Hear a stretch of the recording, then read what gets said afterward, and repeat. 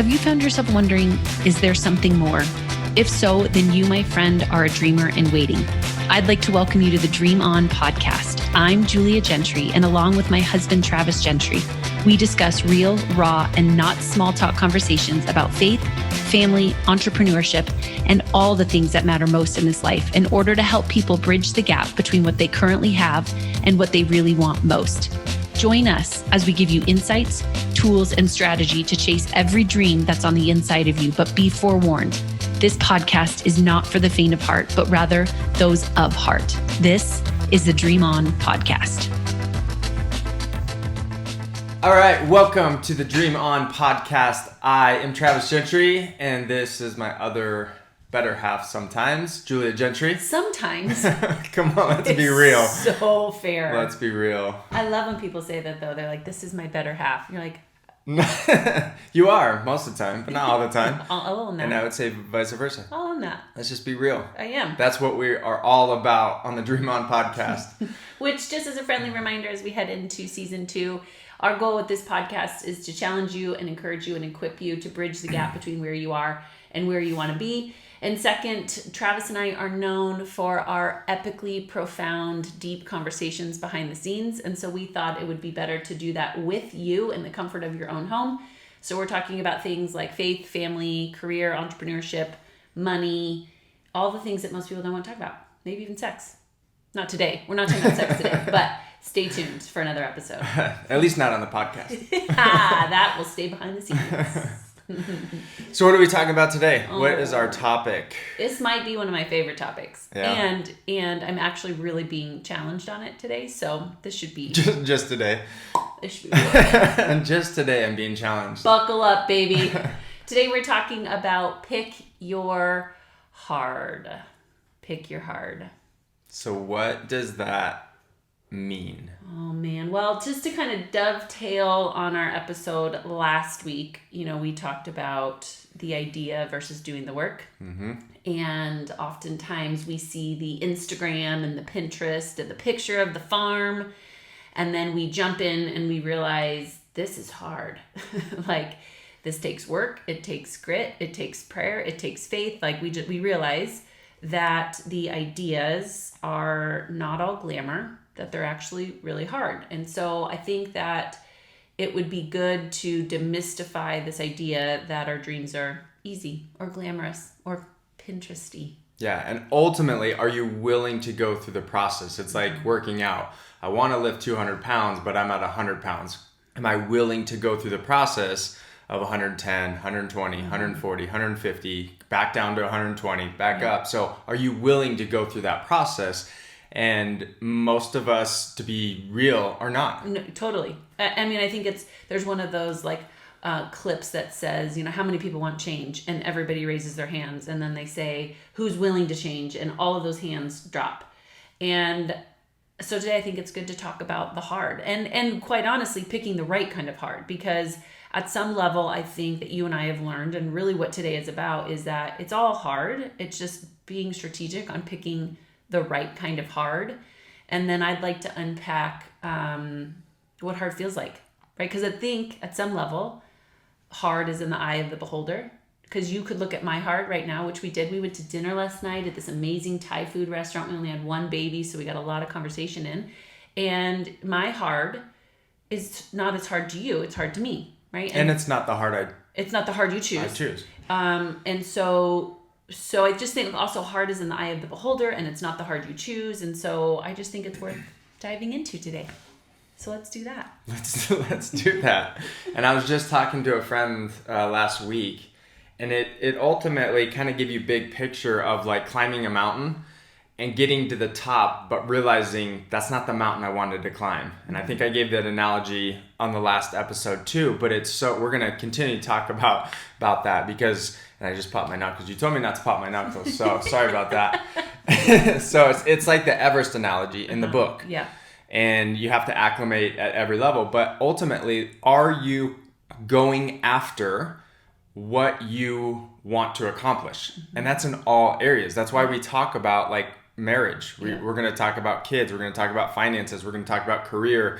Like they all kind of coincide. Yeah. But so often we do something and not realizing, like, we're not thinking through it. We're not thinking about the process. We're just like putting our heads down and grinding it out because that's what you're supposed to do. Yeah. And then you wake up one day and you're like, this is not even the life I wanted. Yeah, well, which is interesting because that's hard. So if we're even going straight on point today, climbing the wrong mountain is hard and climbing the right mountain is hard. It's still a mountain. And I think that that's what's been interesting, you know, in both of our journeys, because we've tried a lot of different things. You know, we've lived in a home and we've lived in an RV. You know, we've lived in how many different states, like truly like settled in, I mean, let's just call it 7 different states. And we've not had a home and we've had a home base. We've had 1 kid, we've had 5 kids, we've had no money, we've had money, you know, and at some level I would look back and say it was all hard. It was all hard, you know, and though it's a different kind of hard, I think that what's been enlightening to me is how do you pick the right hard? And I'd like to talk about that today too. So you just gave an example or said you're in it. So give an example of what that means for you.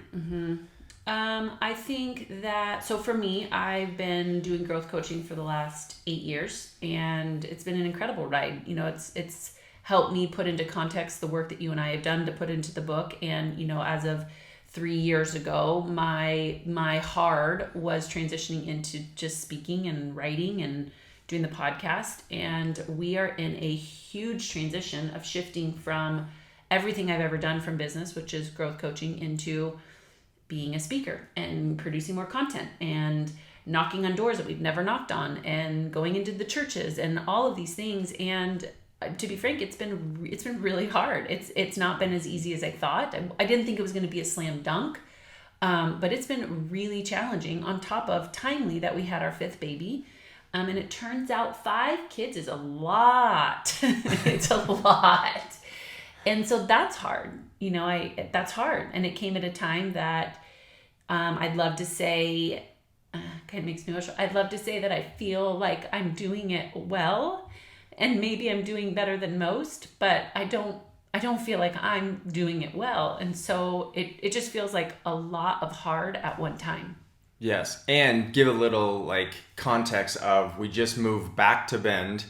We homeschool our kids, so we're figuring out that process too. Yeah. 2 of them are, you know, more at that school age. Nixon, he's kind of entering in the school. Yeah. And so we're starting to do some stuff with him. So yes, we've got a lot on our plate. Yeah. I'm also transitioning kind of my focal point too. And so I'm spending hours and hours of doing something I've never done before, but I'm super excited about it.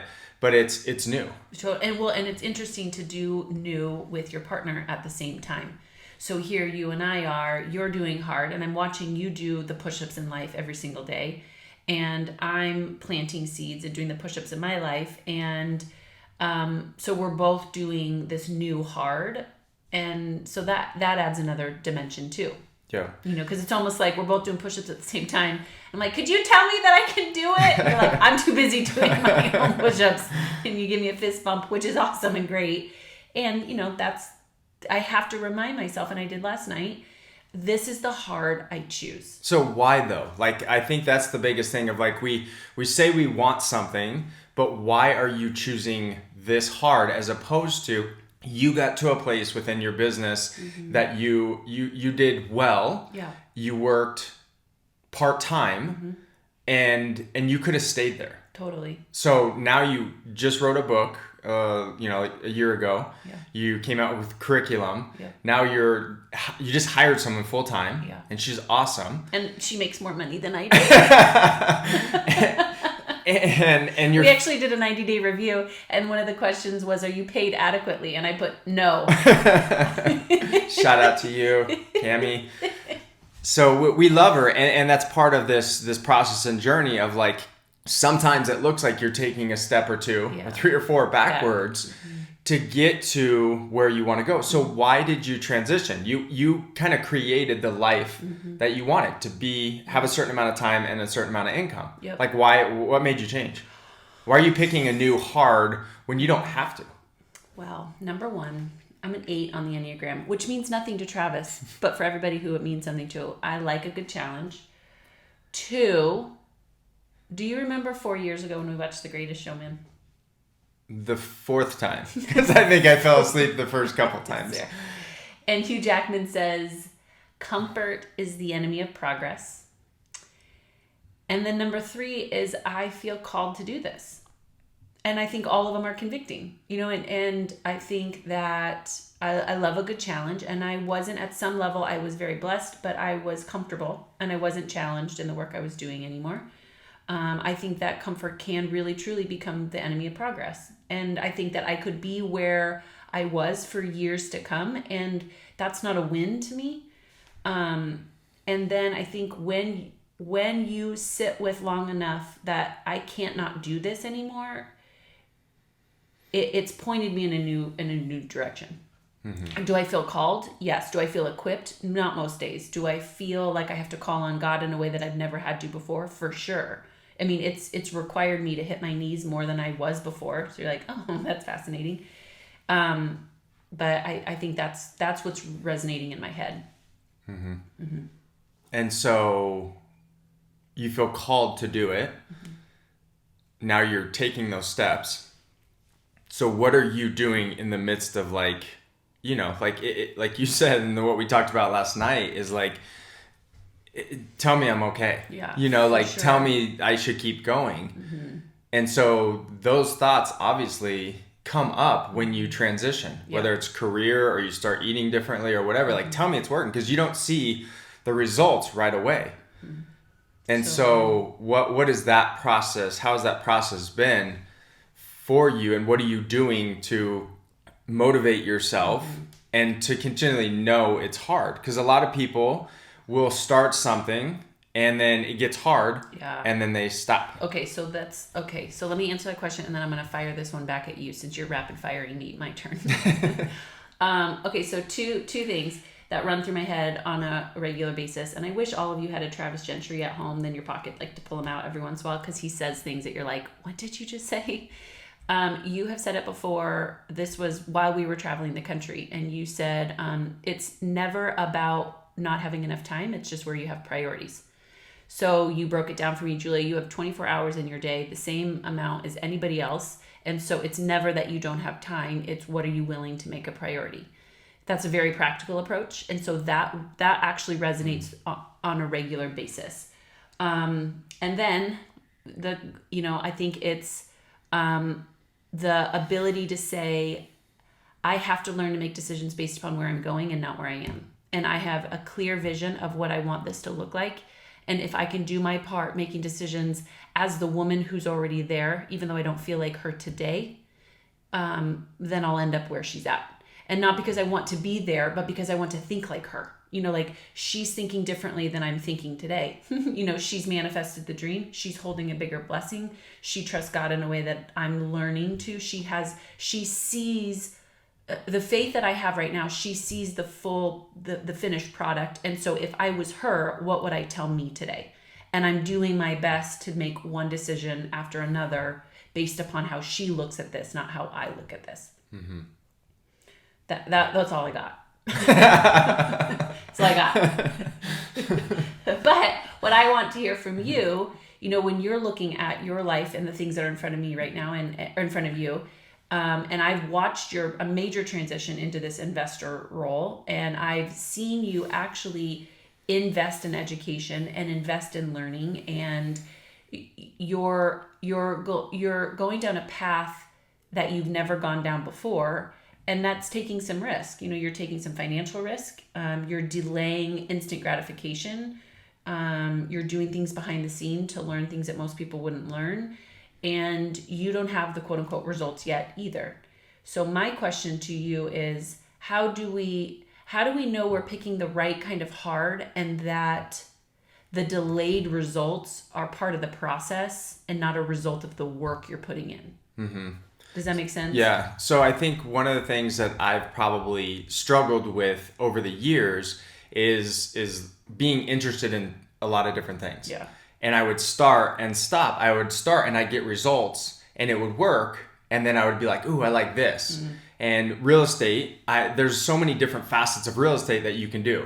You can flip houses, you can do rentals, you can do land, you can do commercial. Like there's so many facets, and I've tried a bunch of them, and I feel like I've done good. Yeah. I haven't done great because I haven't stuck with like just one. Yeah. And so now looking back, we've traveled, and the last couple of years have been my best couple of years, but also recognizing like the market cycles. Yeah. And so understanding like where we're going. The past doesn't, there's a saying, it doesn't repeat, but it rhymes. And so understanding, looking back, like if you look at market cycles, like it happens, whether it's the stock market, the real estate market, precious metals, like they go up and down. And so recognizing that there's a shift, and there's a big shift happening in the world, and also in real estate, in commodities, in the stock market. And that's what I've dove into, is understanding like what is going on and why. And so I'm super passionate about that, not only for myself, but I want to help other people, my family and other people, to understand like you can't keep doing what you've done and get different results. Most investors, or most people, invest for the long haul, especially in the stock market. You know, the 401k, they invest, they just put their money there, and basically they hope and pray that by the time they reach retirement, they're going to have enough. And that's just not the best strategy. And so recognizing that we don't have 401ks. And so I have to be proactive, and I love just the world of investing. And now I'm getting more into economics and how that affects investing. And a lot of people will just ride it until the end, and then wake up one day and be like, well, what's happening? What happened?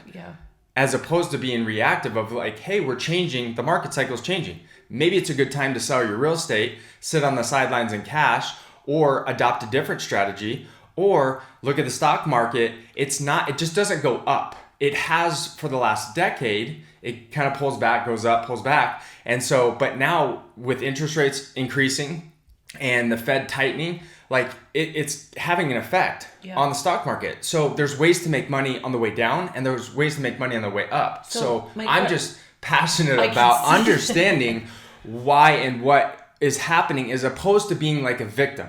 And that's where a lot of people they look at what happened as opposed to being like, I'm going to make things happen.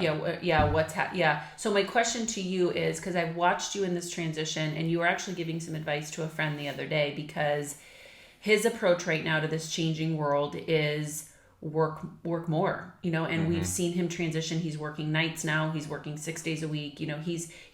His mind says, I'm going to put in more hours to make more money, which you say fair, right? Like on paper, fair. But your advice to him was take those extra hours and put them into learning a skill or learning a trade that there's no cap to what you can make financially. Both are hard. Like let's look at this again, right? We've kind of said before, being fit is hard, being fat is hard, being married is hard, being single is hard, 1 kid's hard, 5 kids is hard. Working more hours to make more money is hard. Working fewer hours to put your time into something that doesn't actually give me any return right away, but could be increasing my rate of return later. How do you know how to do that? Like how are you I don't say gambling, because it's very intentional. It's not gambling, it's probabilities. And I don't mean gambling, that wasn't right. How are you ensuring, or for anyone that's listening that's new to this, that some of these are big risks, right? Writing this book takes risk, starting a new business takes risk, like putting your time into something that isn't going to give you financial gain right away. How do you manage that hard? Well, specifically on what you were just talking about with the friend, he had one job working 3 or 4 nights a week, got a second job working nights to max out, and he's working 6 to 7 days a week. And so it came up where it's like he wants to be an investor, or he wants to invest, which I totally understand that. But where I would be spending my time is not having 2 jobs. One, I'd do a self-audit as far as my financials and look at, okay, where could I save some money so I don't have to have 2 jobs? And then with that extra time, as opposed to having a second job, studying and increasing my value. and my knowledge base to understand what's going on and how can I be an investor, because it's not just about having money. If you have a skill set, you can create money. Okay, so this is huge. I think that this to me, if we're trying to be strategic or intentional on picking the right kind of hard, is, and to your question even to me, is how can I increase my own value? That means I need to it's like an input play. Like I need to learn more. I need to know something. It implies not that I'm wrong. It's implying that there's something I don't know that I need to get some input so my output can increase. And I think that's hard. That's hard.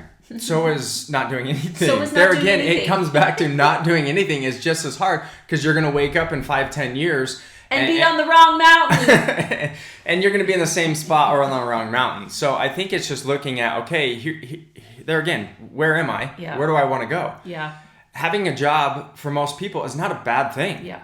But I think you can dual track, and you can be an investor and have a job. And there's actually benefits to that, because you have W-2 income, and real estate, it actually helps you. Yeah. Being self-employed, it doesn't always help you. Yeah. So I think there's different strategies that you can look at and say, okay, like I love my job. Great. But also spend maybe, an hour a week, and then 2 hours a week, and then 5 hours a week learning a new skill or understanding an investment strategy that you can then implement, so you can dual track and grow your wealth or your money and compound that, as opposed to just hoping and praying. Well, and I think that's the point right there, is that I think we have to ultimately ask ourselves, what is the greatest result that I want here? Not what do I want now, what do I want most?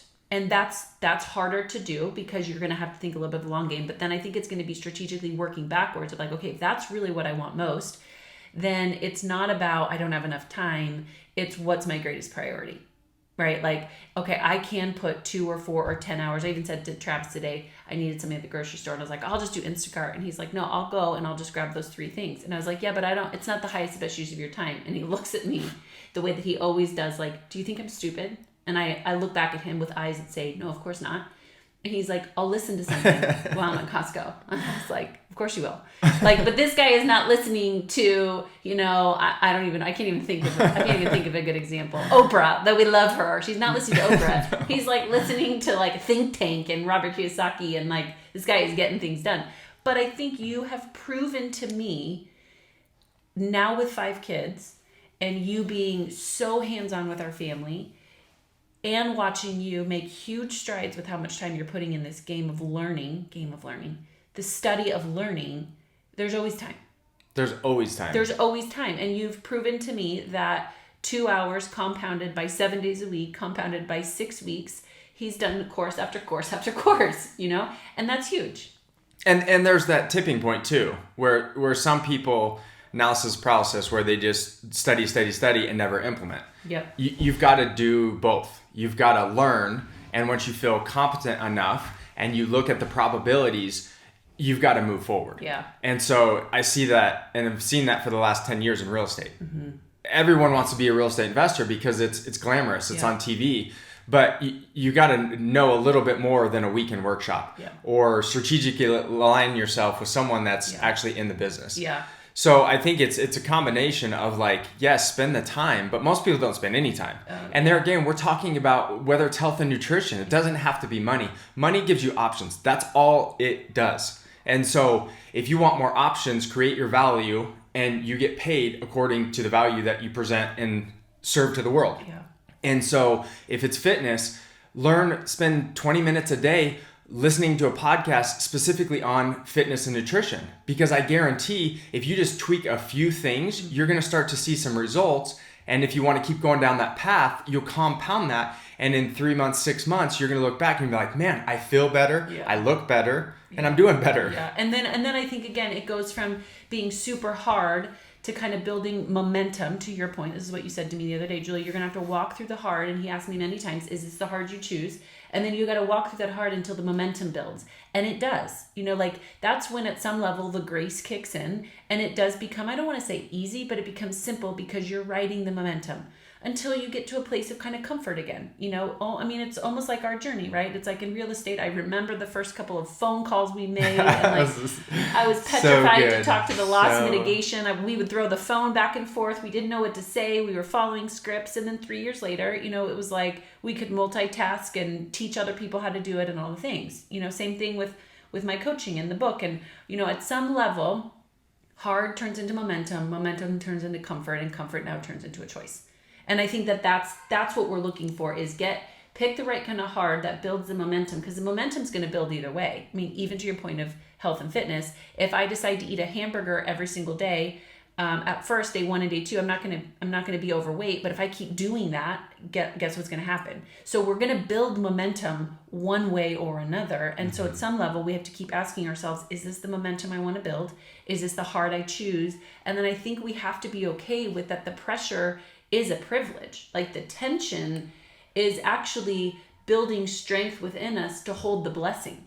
And that is the only other thing I'm reminding myself right now is, God, give me the ability to hold the blessing, so when it comes, because I will be faithful to walk this thing out. When it comes, I want to have the oomph within me to hold it. Yeah, 100%. And here's what I say. I'm gonna say a couple of things, because we've gotten this, or people get this of like, well, it's easy for you to say, look at where you're at. Well, we didn't start here.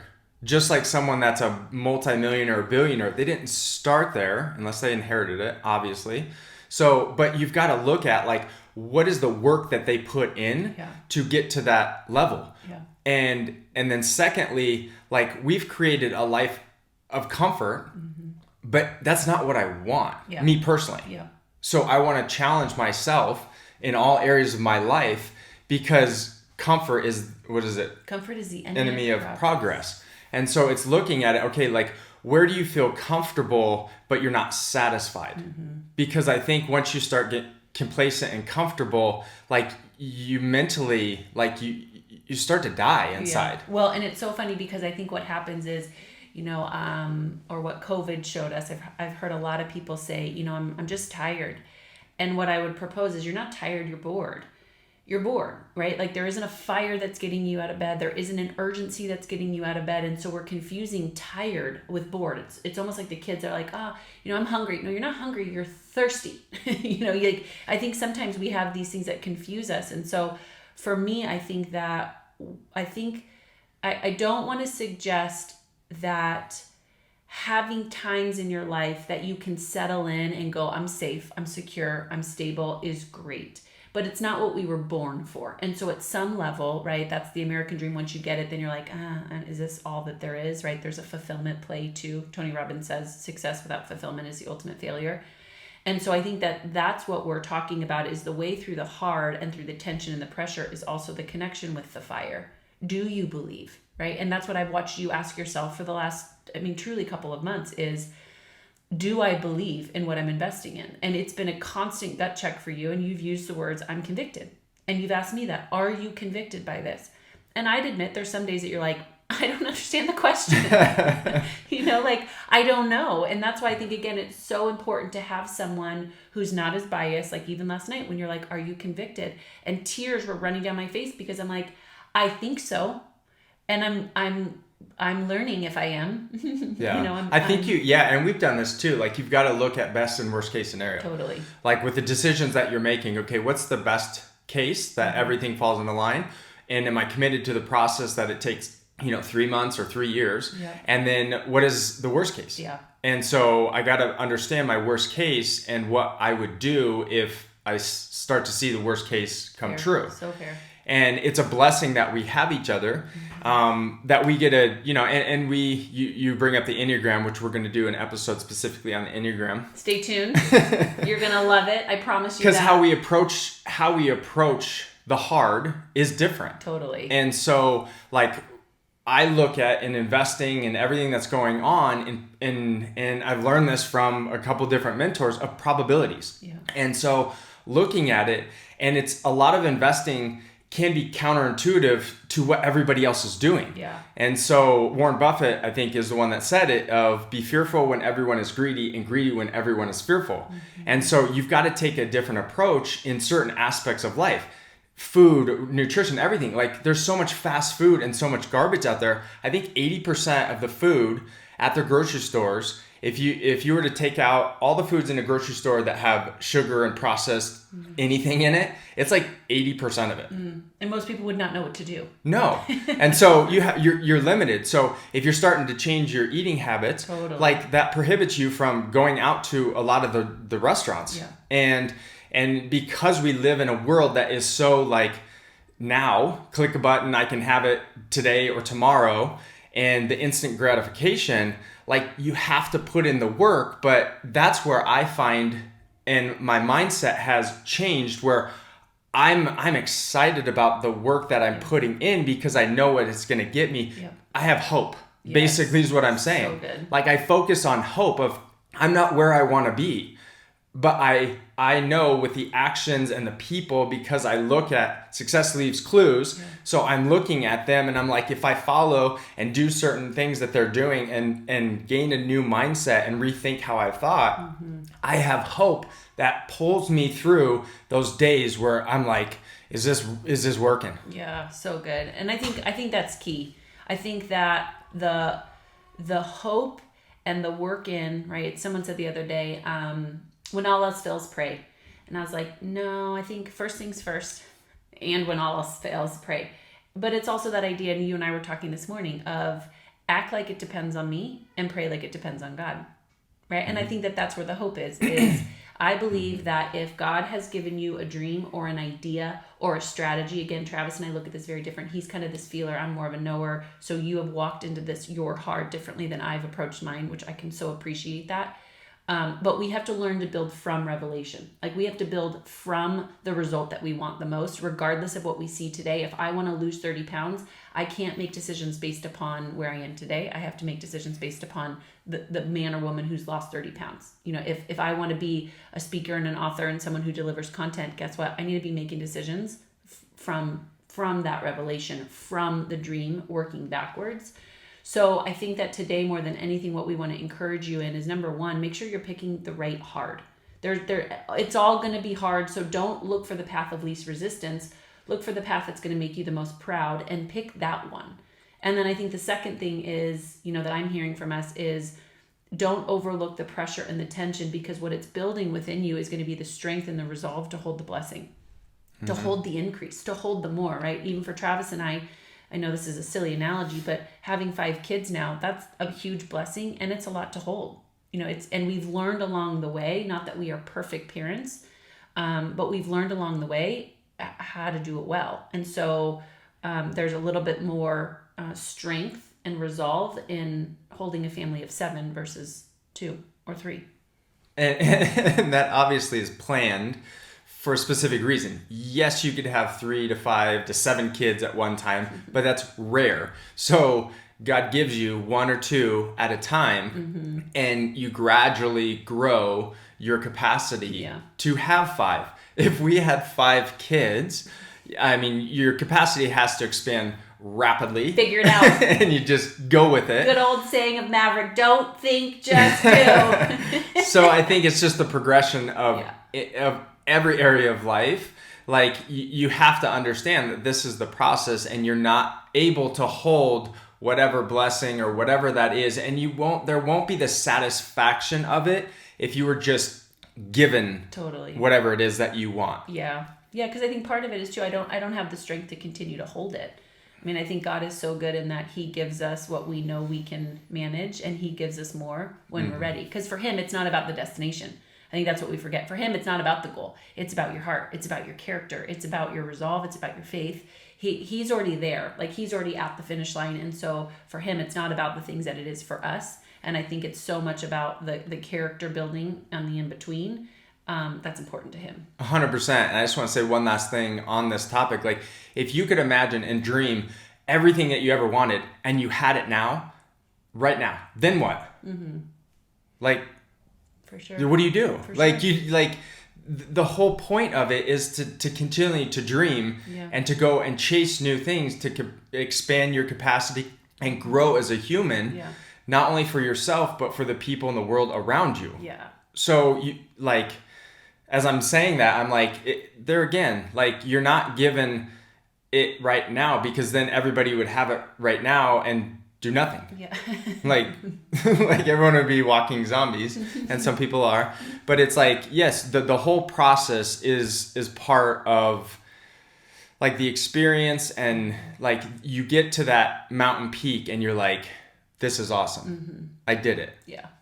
And you stay there, like you said, for however long you want to stay there. And at some point it becomes so natural that you're like, okay, like I need a new challenge. I want to grow. Agreed. I want to expand my capacity, or me as a human. Yeah. So here's to expanding our capacity, to picking the right kind of hard, to leaning into the pressure, because we can do hard things.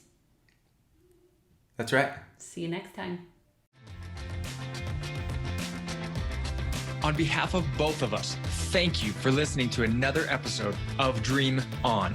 Don't forget to visit our website, The Dream Factory & Co., for all the show notes and other tools and resources to get you unstuck, clear, and helping you reprogram your thoughts and beliefs so that you can live out your dreams with a community that supports and challenges you.